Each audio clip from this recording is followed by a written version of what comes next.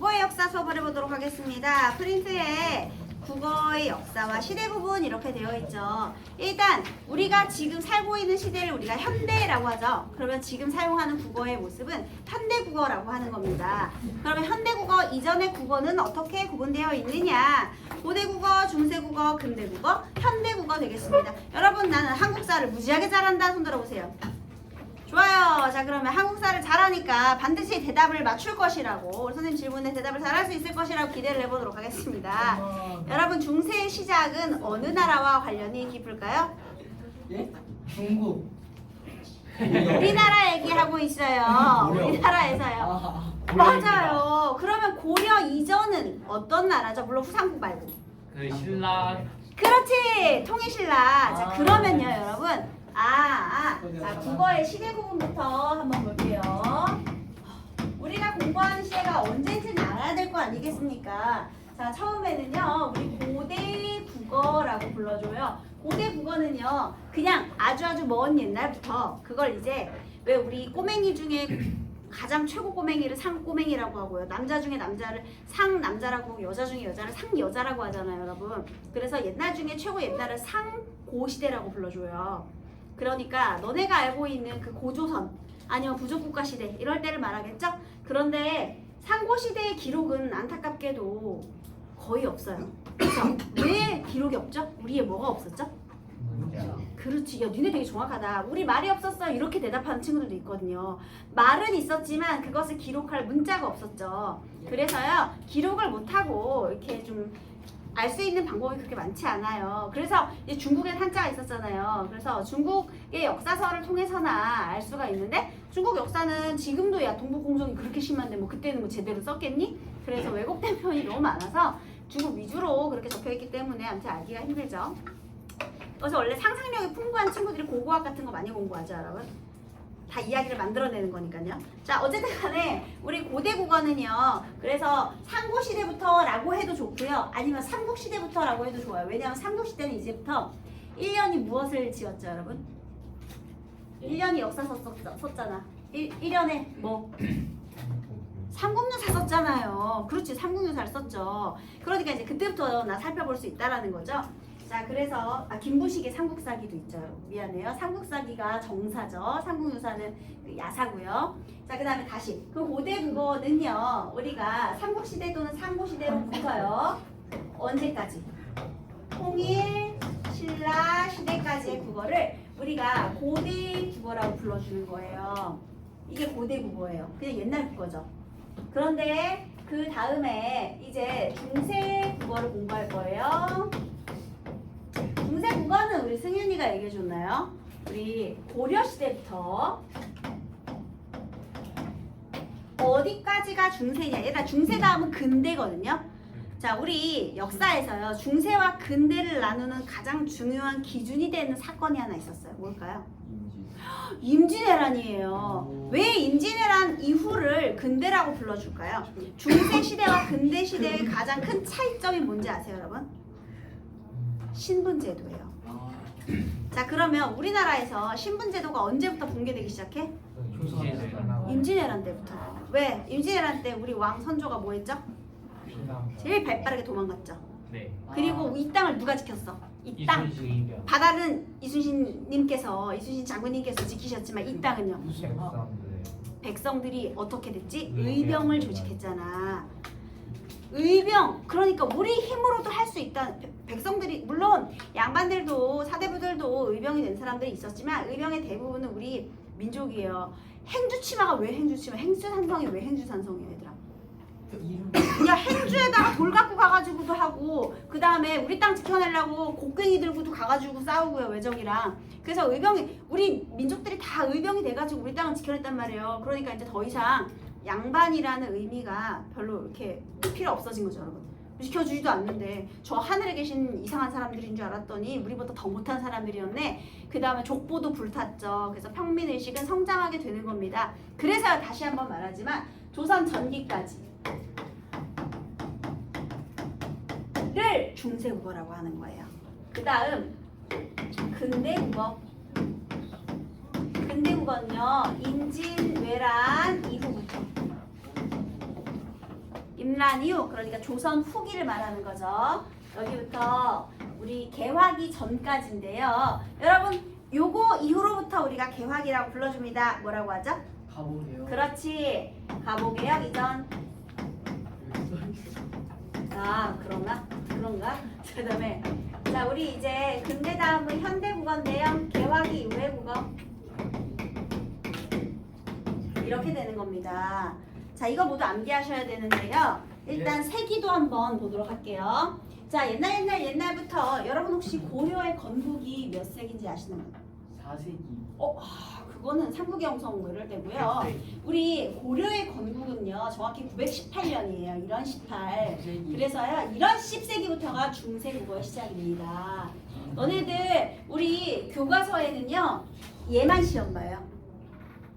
근데 중세국어 어렵잖아. 이런 10세기니까요 여러분. 그죠? 외웠지? 다 외웠다. 그치? 자 그러면 얘가 지금 918년이거든요. 이름도 18이야. 그치? 그래서 자 10세기부터 얘들아 그러면 당연히 고대 국어는 9세기 말까지의 국어가 되겠죠. 너무 간단하죠? 자 그 다음에 임진왜란. 얘들아 임진왜란은 니네 연도 다 할걸? 뭐야? 1592 정확합니다. 아주 잘 배웠어. 1592 얘들아 그럼 1592니까 16세기 말이죠? 이렇게 됐지? 그 다음에 그러면 임단 이후니까 17세기부터 이렇게 되는 거죠. 그래서 너네 가보개혁도 외웠을 것 같은데 1894 훌륭합니다. 그래서 얘네 그럼 몇 세기야? 19세기 말 그냥 다 올리는 거잖아요. 19세기 말이에요. 그럼 개화기 이후 20세기 이후의 국어 이렇게 되는 겁니다. 얘들아 우리 딱 느낌으로 자 중세 국어의 시작은 몇 세기? 10세기. 그쵸? 그 다음에 현대국어는 당연히 20세기 이후겠고요. 그 다음에 임진왜란을 전후로 그러니까 17, 18, 19가 근대 그러면 10세기에서 16세기 말까지가 중세 다 외워졌지 얘들아. 조금만 몇 개 큰 사건만 외우면 돼 얘들아. 그지? 자 그래서요 우리 중세 국어는요 언제부터 언제까지의 국어? 10세기에서 16세기 말까지의 국어. 16세기 말이 임진왜란이니까 얘들아. 요건 알 거 아니에요. 많이 들어봤으니까. 그지? 그래서요 요렇게 우리 중세 국어를 공부하는데 우리가 공부해야 될 것이 이렇게 쭉 있어요. 그런데 주로 공부할 건 이때가 되겠습니다. 왜? 우리 국어의 역사상 중세에 엄청나게 큰 사건이 발생했어요. 국어의 역사에서 제일 중요한 사건 바로 이것의 창제예요. 맞아요. 혹시 훈민정음은 누가 창제했나요? 세종대왕님께서 창제하셨어요. 너무 쉽다, 그치? 그래서 세종대왕님이 혹시 몇 세기에 창제하셨을까요? 15세기. 어떻게 알았어? 맞아요. 연도도 아세요, 여러분? 3400. 자, 중세에 조선 전기에요. 엄청나게 큰 사건이 발생하는데요. 바로 그것이 훈민정음 창제예요. 훈민정음 창제를 기준으로 해서요. 여기를 중세 전기국어 그리고 훈민정음 창제 이후를 중세 후기국어로 나눠줘요. 자, 다시 여기다 선생님 오, 잡았어. 자, 훈민정음 한글의 창제 몇 년일까요? 1443년 음력 12월이에요. 추운 겨울날 세종대왕님께서 내가 어리석은 백성들을 위해 드디어 글자를 만들었다네 했어요. 그랬더니 우리 신하들이 어떤 반응을 보였을까요? 네. 역시 우리 대왕님 멋져가 아니라요. 아니 대왕이나 전하 통촉하여 주시옵소서 전하 난리가 났어요. 왜요? 우리 글자를 만들었다는데 왜 난리가 났을까요? 자, 우리 조선의 근간은 바로 이 학문을 바탕으로 하고 있죠. 무슨 학문이에요? 유교. 그러면 유교는 어느 나라에서부터 왔어요? 중국. 유교의 경전은 어떤 글자로 쓰여 있을까요? 한자로 쓰여 있어요. 그런데 한자는 뜻 글자예요. 그쵸? 그러면 예를 들면 효야. 효 있죠, 효. 이렇게 돼 있잖아요. 효. 그러면 아들이 봉양하는 것이 부모를 이렇게 정성껏 모시는 것이 효이다. 이런 게 그 한자의 뜻 글자와 함께 해석이 되어 있거든요. 유교의 경전에요. 삼강오륜을 설명할 때. 그런데 우리가 한글을 만들었는데 세종대왕님께서 만든 한글은 뜻 글자가 아니라 무슨 글자죠? 소리 글자. 너무 천박하다는 거예요. 글자에 의미가 없대. 그러면 나라의 근간인 유교를 제대로 공부할 수 없다는 거예요. 그 다음에 중국에서 우리를 뭐라고 생각하겠냐? 부모님이 만들어주신 글자가 있는데 우리 나라에게 있어서 명나라는요 지금 부모님의 나라예요.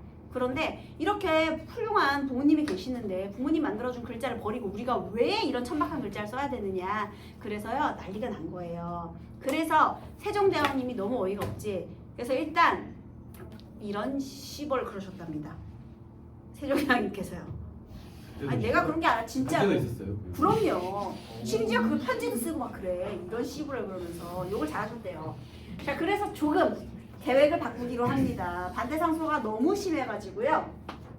심지어 원래 세종대왕님은요 만약에 막 누가 막 이렇게 뭐 부당하옵니다 전화하잖아요. 그러면 그거를 논리적으로 예를 들면 재판 같은 걸 열어가지고 이게 왜 잘 되고 이게 왜 안 되고를 논리적으로 따져 물어가지고 항상 이치에 맞게 그렇게 모든 일을 처리하시는 분인데요. 우리 한글 관련해서는 그 자리에서 3명이나 감옥에 보내버리셨대요. 이게 굉장히 큰 사건이에요. 그러니까 반대 이야기는 듣지 않겠다는 거죠. 자 그래서 어쨌든 간에요 우리 훈민정음 창제 후에 3년의 제작기간 좀 이렇게 실험기간을 더 거치게 됩니다. 반포를 못해요. 만들긴 만들었는데. 자 반포는 언제 하느냐. 1446년 음력으로 9월 10일. 얘를 지금 양력으로 환산해 보니까요 양력으로 10월 9일이래요. 어머나! 10월 9일이 무슨 날이죠? 한글날. 한글날은 한글을 창제한 날이다. 맞아요? 공표 아니에요. 한글을 반포한 날이에요. 한글 반포한 날이야. 여러분 한글 창제한 날인 줄 알았죠? 한글 창제한 날이 아니라 한글을 반포한 날이 바로 이 9월 10일 한글날의 의미가 되겠습니다. 그래서요 중요한 것은 훈민정음 창제가 몇 세기다? 15세기. 그래서 15, 16세기의 국어를 우리가 중세 후기 국어를 중세 국어라고 불러주는 거예요. 왜냐하면 중세 전기엔 한글이 없었으니까 볼 게 없어. 이때 그냥 한자 썼거든요. 한자는 한문 시간을 배우세요 여러분. 그래서 국어 시간에는 중세 국어부터 출발을 하는 겁니다. 이해되셨나요? 자 그러면 선생님 우리 한글 창제 이전에는 도대체 문자 생활을 어떻게 했나요? 이러한 순수한 의문이 생길 수 있죠. 그죠? 그래서 고대 국어의 모습을 조금 배울 건데요.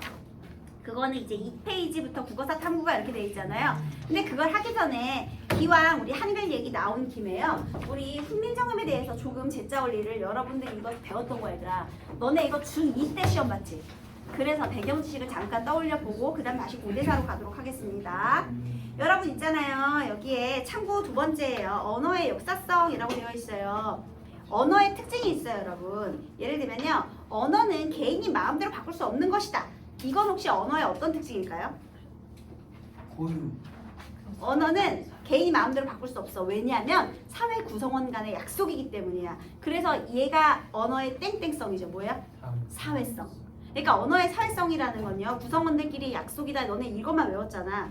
근데 그게 말해주는 포인트는 내 개인이 마음대로 바꿔 사용할 수 없다는 거야. 난 이제부터 얘를 고기라고 부를 거야. 그랬는데 어머 고기가 부러졌어. 누가 알아듣겠니? 뭐야 고기가 부러졌다니. 이 분필인데 그죠? 그러니까 내 개인이 오늘따라 얘를 고기라고 부르고 싶어졌다. 이제부터 난 얘를 고기라고 부르겠어 한다고 이걸 알아들을 수가 없잖아요. 그러니까 이게 언어의 사회성이에요. 그 다음에요 언어의 기호성. 기호체계죠. 우리 언어는요. 머릿속에 있는 걸 기호로 표현하는 거잖아요. 그 다음에 언어의 분절성이라는 것도 있어요.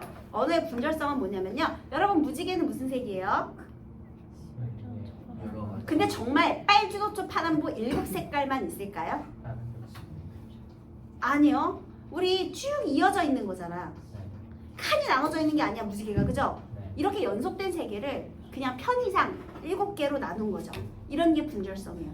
시간도 마찬가지. 지금 몇 시니? 네 지금요 9시 40분 50초요 막 이렇게 얘기했다고 해봐.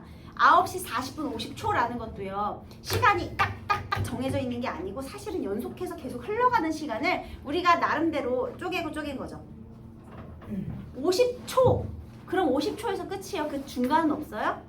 아니지. 마이크로가 다 있잖아요 여러분. 시간은 계속 연속해서 흘러가는 건데 그냥 우리가 편의상 말하기 쉬우라고 기록하기 쉬우라고 끊어준 거잖아요. 그래서 그런 게 분절성이 되겠습니다.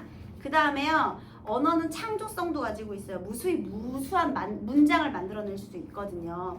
자, 그러면 언어의 역사성이라는 건 뭐냐? 언어가 고정된 것이 아니라 시간의 흐름에 따라 변화한다. 이게 언어의 역사성이고요. 이 국어사의 시대 구분에서 가장 중요한 언어의 특징은 바로 언어의 역사성입니다. 언어는 시간의 흐름에 따라 조금씩 변한다. 참고로 네, 언어의 역사성 요거를 시험 문제에서 가끔 물어보기도 하니까요. 요걸 기억해 두세요. 언어의 역사성이 언어가 변하는 거라고 했잖아요. 그러면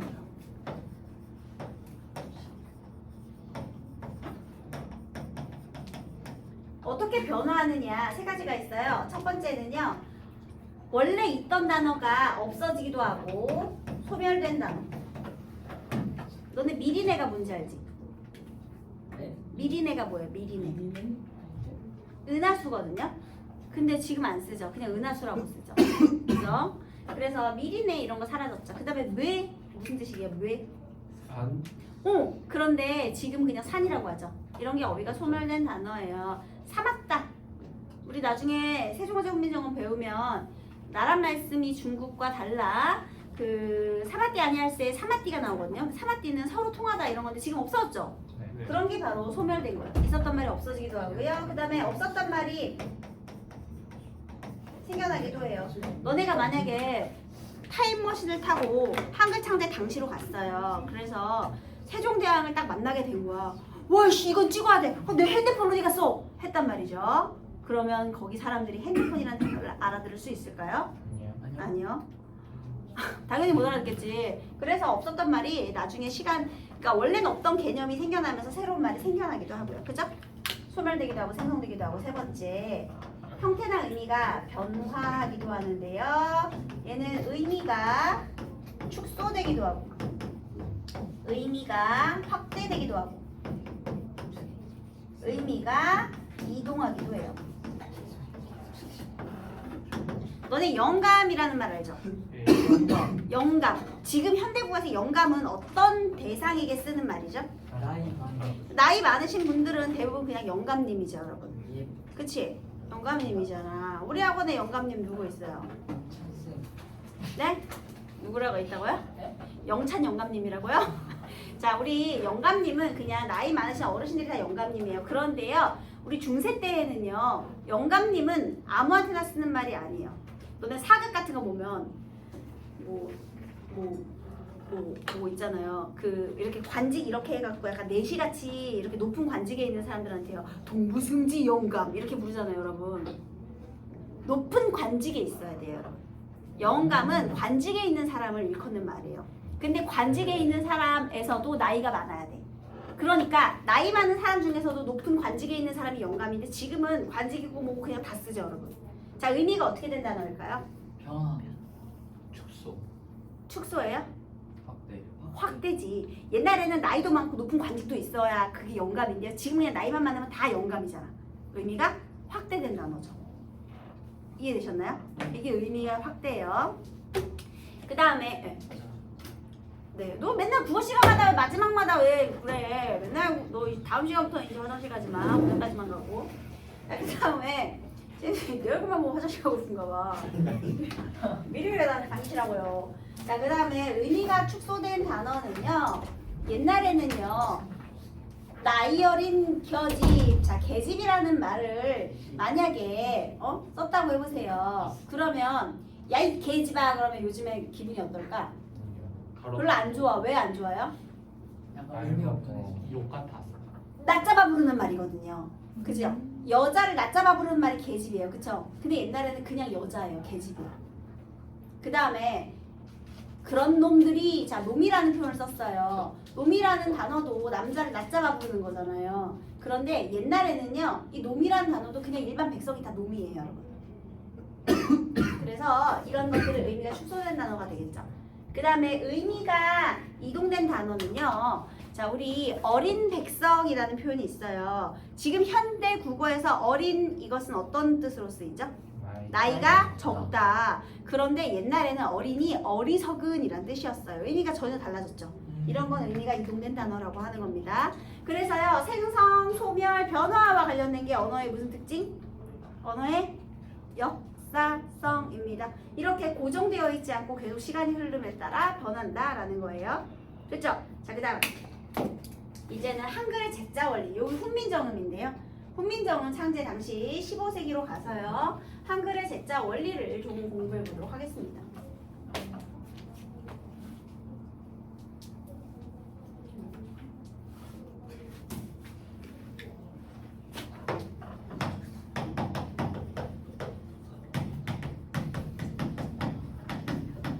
얘들아, 제자는 제작한 글자예요. 한글을 만들어냈는데 어떤 원리로 만드셨는지 한번 생각을 해볼게요.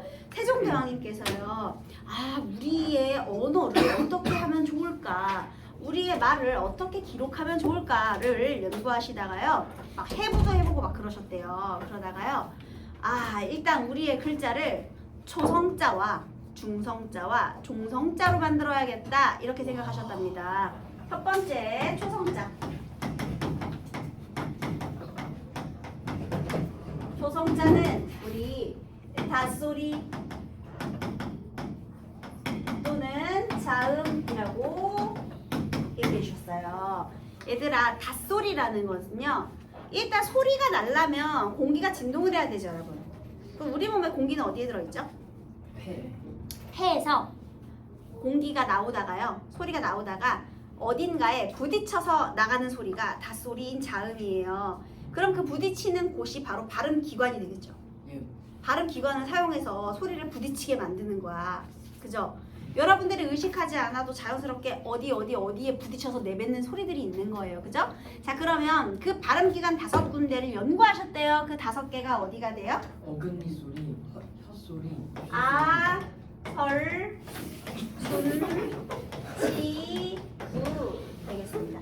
여러분들 아마 이거 다 배웠을 거예요. 그죠?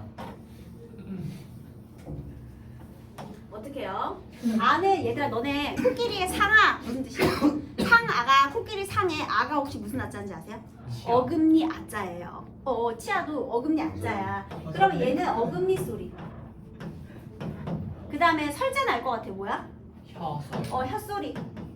순도 알 것 같아. 입술 소리. 치는 당연히 알겠죠? 입소리. 후는 입인 후가 할 때.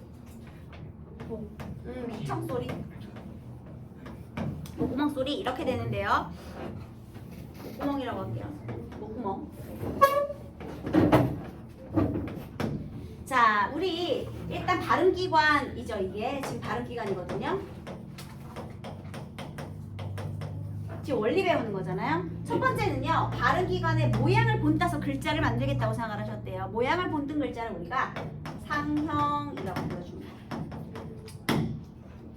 모양을 본뜬다. 상형이에요. 얘들아, 그러면 어금니의 모양을 본떴다 했는데요. 소리가 밑에서부터 올라오잖아요. 예. 어금니 쪽에 닿아가지고 나는 소리예요. 뭘까요? 목구멍. 이 기억. 이렇게. 뿌리. 그죠? 이런 모양이야. 발음할 때 우리가 너네 각 해봐. 각. 여기 딱 닫았죠, 이렇게. 각. 그래서 이런 모양. 이게 기억이구만. 이렇게. 그 다음에요, 너네 난 해볼래요? 난 혀 어디가 있죠? 혀끝. 요렇게 돼 있지. 난, 니은, 너네 느 할 때도 여기서부터 출발하잖아. 여기부터. 느 이렇게 되죠. 그래서 혀소리의 기본은 니은. 그 다음에 너네 밥 해봐. 밥. 아니야, 맘 해봐. 맘. 입이 닫혔죠? 입술 붙이지 말고 맘 해봐. 안 돼요. 벌써 안 되잖아, 얘들아. 안 돼요. 왜 입술 소리는 입을 닫아야 되거든요. 얘들아, 입을 닫았어. 맞아요. 입이 닫혀서 미음. 기하학적이죠. 그 다음에 이 소리는요, 너네 여기 사이로 이렇게 소리가 흐르죠. 이렇게 이의 모양. 목구멍 모양 어떻게 생겼어요? 이렇게 생겼죠. 목구멍 모양. 여기 안은 아니고 목구멍 모양 이렇게. 자, 그래서 여러분, 얘는요, 혀 뿌리가 어금니를 막는 거고요. 정확하게 말하자면 얘는 혀 끝이 밑잇몸에 닿는 거고요. 그죠? 얘는 입술의 모양, 이의 모양, 그 다음에 얘는 목구멍의 모양 이렇게 되는 겁니다. 그래서 여러분, 우리 상형의 기본자 아설, 순, 치, 후 요거 아마 다 외우셨을 거예요. 그쵸? 자, 상형의 기본자에다가요. 두 번째는요. 우리 자음의 특징이 있어요. 뭐냐 하면은요. 삼지적 상관속을 가진다는 건데요. 삼지적 상관속이 뭐냐? 예사소리, 거센소리, 된소리의 삼중 체계를 가진다는 거거든요. 그러면 얘들아, 거센소리, 우리 소리가 점점 세지죠. 그지? 그래서 시벌보다 이런 시벌 아니면 아니면은 시옷 말고 왜 있잖아요. 왜 그 피카츄 털 발음하면 막 좀 더 거센 느낌이 들잖아요. 그쵸 여러분? 그쵸? 예. 그래서요. 자, 우리 두 번째 원리는요. 획을 더하는 가획의 원리인데요. 이 가획을 통해서는 무엇을 드러냈느냐? 소리의 세기를 강조했어요. 천재죠. 소리가 세지니까 획을 더해줬대. 천재야. 자, 우리 기억의 가획자 뭐가 있을 것 같아요? 좋아. 키읔입니다, 여러분. 키읔, 기역, 키읔. 자, 그 다음에 여기다가 획을 더해서요. 이렇게. 디귿. 맞아요. 디귿과 티읕. 티읕. 디귿, 티읕. 자, 그 다음 여기다 획을 더해서 피읕. 비읍과 피읍.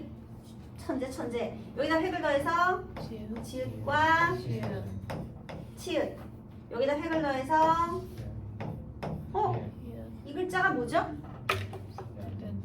요린 기읒. 근데 현대국어에 이런 글자가 있어요? 없어요? 없어요. 사라졌어요. 이렇게 있습니다. 자, 그 다음에 좀 부족한데 세 번째는요. 이체자인데요. 이체의 방법은 소리의 세기와는 관련이 없고요. 조음 방법의 변화, 소리 내는 방법을 조금 변화시켰어요. 요 같은 위치에서. 자, 여러분 여기 혹시 여러분 이렇게 하면은요 여기에서 소리가 울리는 느낌이 있거든요. 해보세요. 그럼 여기서 울리죠. 어금니 쪽에서. 그래서요 우리 그런 글자를 이렇게 표현해 줍니다. 이게 무슨 글자게요? 현대국어에 없는 글자예요. 뭘까요? 옛 이응이요. 옛 이응. 그 다음에 여러분 공기반 소리반으로 혀의 양옆으로 고기를 흘려주면 어떤 소리가 될까요? 뭐가 되죠? 어떤 글자가 돼요? 뭐냐고? 리을이죠. 얘는 반설음이라고 부르죠. 그 다음에요 여기 이 소리 있잖아요. 여기에서요 시옷과 지읒 사이에서요 조금 더 올려주면 이런 말이 되거든요. 이렇게 울려주는 소리를 바로 얘라고 불러줘요. 얘는 뭐게요? 다합형. 반치음. 얘도 사라졌죠.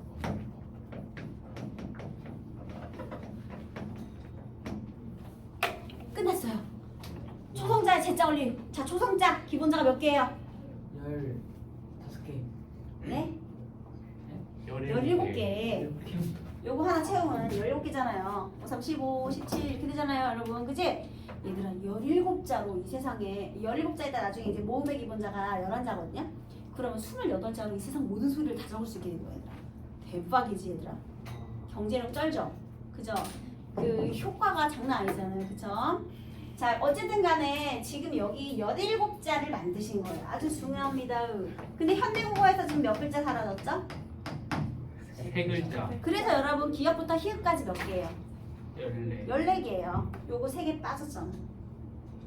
그래서 뭐가 빠졌느냐면요. 예디응하고 반설 미안해요. 예디응, 여린이응 그 다음에 요 반치음이 빠졌는데 얘는 눈, 코, 입으로 외우시면 돼요. 눈, 코, 입. 요 순서대로 빠집니다. 눈, 코, 입. 그리고 나중에 모음에서 기본자 점까지. 그래서 소실된 문자는요. 눈, 코, 입, 점 순서로 사라지거든요.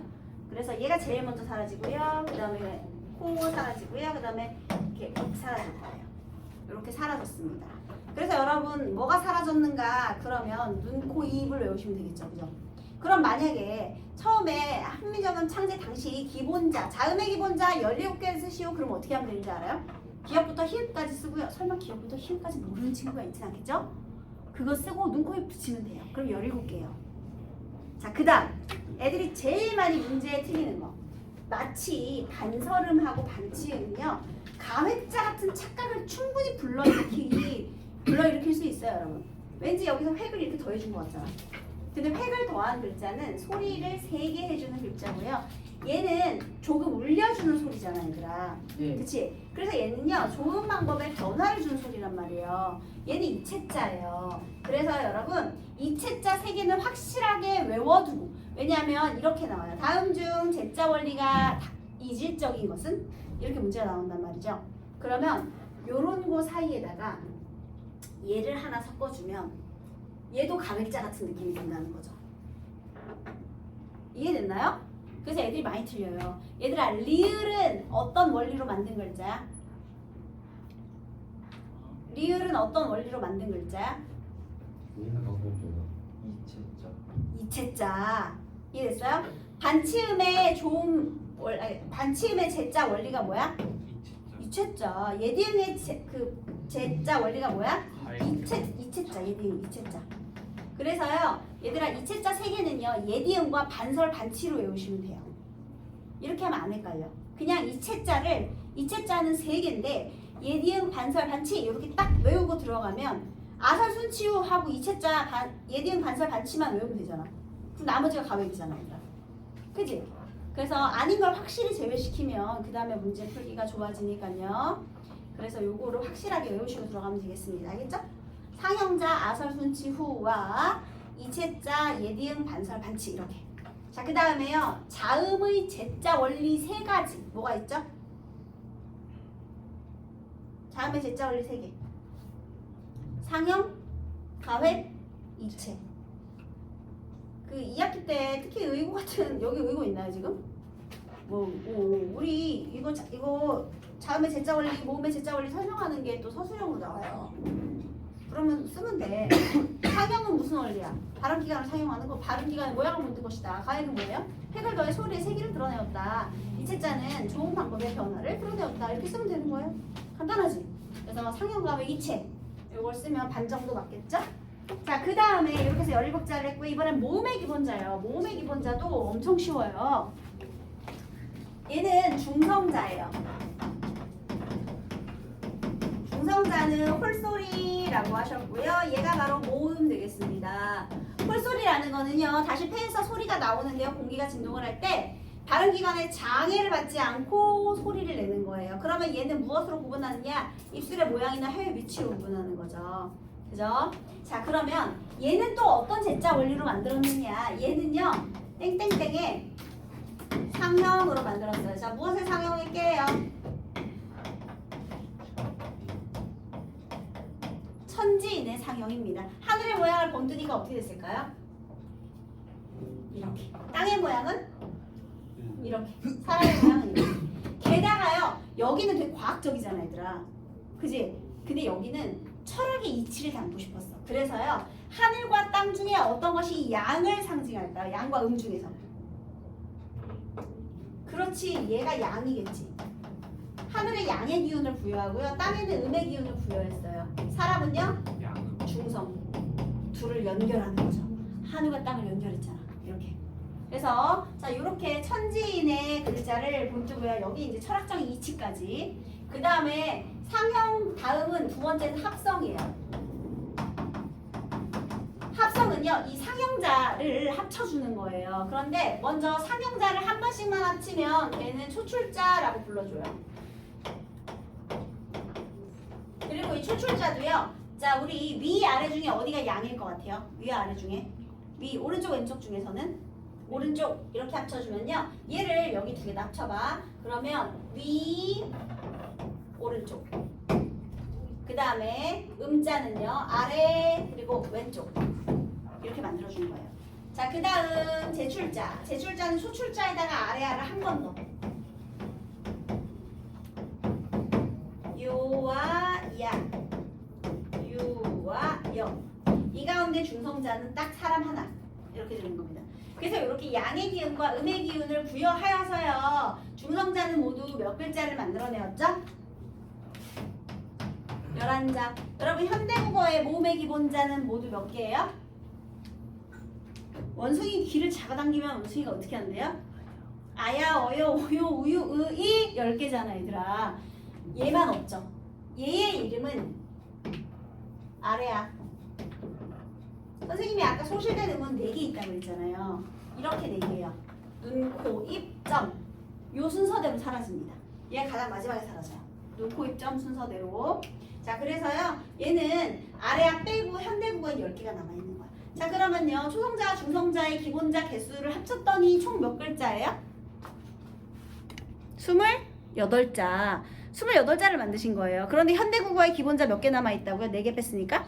24자. 그래서 기역부터 히읗까지 그 다음에 아부터 이까지 합치면 24자가 되는 거죠. 간단하지 얘들아. 선생님 그러면요 종성은요. 여기서 또 우리 세종대왕님 진짜 너무 똑똑하십니다. 종성자는요 이걸 또 이렇게 만들면 너무 복잡하잖아. 그래서 이렇게 말씀하셨어요. 종성은 부 다시 용 사용한다. 초성인이라. 종성 부용 초성인이라. 멋있죠 여러분? 무슨 뜻이에요? 종성으로는 초성을 다시 사용한다. 얼마나 합리적이냐 얘들아. 그치? 저거 그래서 자음도 쓰잖아 얘들아. 대단하지 않아요 여러분? 이 정도면 진짜 세종대왕님 대단하지 않아요? 여러분 이거 혼자 만드신 거예요. 물론 조언을 구하기도 했고 여러 가지 뭐 이렇게 했겠지만 이 모든 걸 다 거의 90% 이상 세종대왕님이 혼자 만드셨다는 게 정설입니다 여러분. 물론 조언은 구했지만 진짜 대단하신 분이시죠 여러분. 우리 세종대왕에게 정말 감사의 인사 표시해야 돼요. 여러분 한글 없었으면 지금 우리 끔찍해 얘들아. 한자 외워야 돼. 너네 우리 전 세계에 우리나라만큼 문맹률이 적은 나라가 없어요. 세종대왕님이 이걸 만드시고 그랬대요. 아주 똑똑한 사람은 4시간이면 터득할 것이고 아주 멍청한 사람이라 할지라도 뭐 일주일이면 터득할 것이다 이렇게 얘기했대요. 근데 여러분은 지금 30분 안에 다 터득했잖아요. 여러분 천재예요 여러분. 네 천재예요 천재. 알겠지? 그래서 요게 바로 훈민정음의 제자 원리 되겠습니다. 다시 얘기해 볼게요. 정리해 볼게요. 자음의 제자 원리 3개 뭐예요? 상형, 가회, 입체. 그러면 모음의 제자 원리는? 상형과 합성의 원리. 그러면 자음과 모음 모두 상형의 원리로 기본자를 만들었다. 맞아요, 틀려요? 맞아요. 근데 다만 얘는 발음기관의 상형, 쟤는 천지인의 상형. 그래서 얘는요 과학적이고 얘는 철학적인 그런 의미까지 담게 되었다. 이렇게 되겠습니다. 네, 훌륭한 공부였죠, 여러분? 네, 다음 시간부터 국어사 공부 들어갈게요.